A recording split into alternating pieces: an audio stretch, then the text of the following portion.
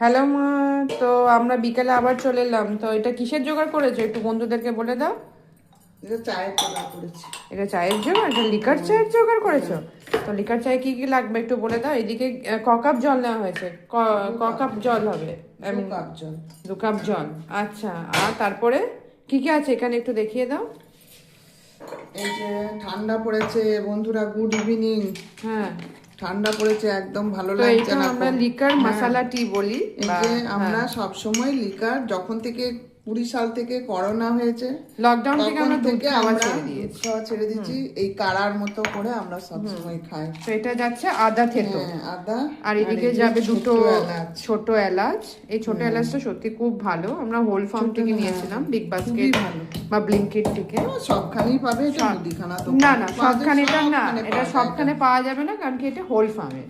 এটা তোমরা খালি অনলাইন স্টোরগুলোতেই পাবে, মানে অনলাইন বিগ বাস্কেট বা ব্লিঙ্কিটে। তুমি এটা অফলাইনে পাবে না, বাইরে পাবে না। আর ওইদিকে কি আছে? তেজপাতা, তাই তো? আর এইদিকে চা পাতা। এই যে দাঁড়া, আর এই আচ্ছা তেজপাতা, এই যে তেজপাতা একটা দিয়ে দিলাম। হ্যাঁ। আর এদিকে গোলমরিচ গুঁড়ো অল্প দেবে। বাবা, এখানে একটা বড় বাক্স দেখতে পাচ্ছি, এটাতে কি রাখা আছে?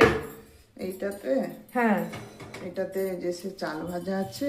আচ্ছা, চাল ভাজা কি হয়? অনেকজনা হয়তো বুঝতে আচ্ছা, পারবে না, একটু দেখিয়ে বন্ধুরা দাও। সব মুড়ির মতনই দেখতে। বন্ধুরা বুঝতে পারবে না। এটা মনে হয় কি ভাজা চাল ভাজা মুড়ি বলতে, হ্যাঁ এটা আচ্ছা হলুদ মুড়ি আছে। আচ্ছা, এটা হলুদ মুড়ি হচ্ছে ভাজা মুড়ি, হ্যাঁ। মানে অল্প হলুদ দিয়ে ইয়ে করে কি এটা মুড়িটা ভাজে।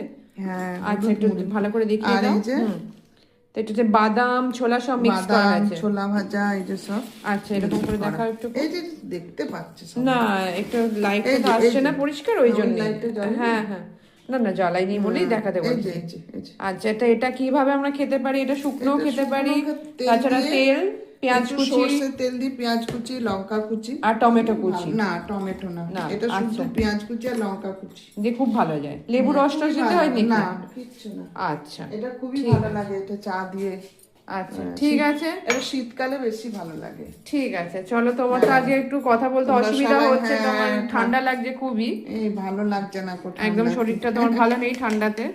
ঠিক আছে, তুমি আস্তে আস্তে করে চা বানাও। এবার চিনি আর চা পাতা দিলে আমাদের চিনি আমরা একটু খাই না, হালকা এই দিচ্ছিলাম। হালকা। আচ্ছা, ঠিক আছে, চলো চিনি তাহলে। খাই না আমরা।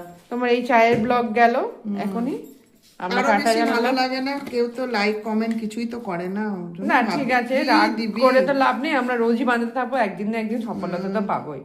ঠিক আছে, এই করেই আমরা কি ব্লগটাকে দিবি, একটু আজকে তো এন্ড যে করছি। চেষ্টা করবো, কেউ তো কিছু বলেও না। না, হবে হবে, নিশ্চয়ই হবে। আস্তে আস্তে যেমন একটু একটু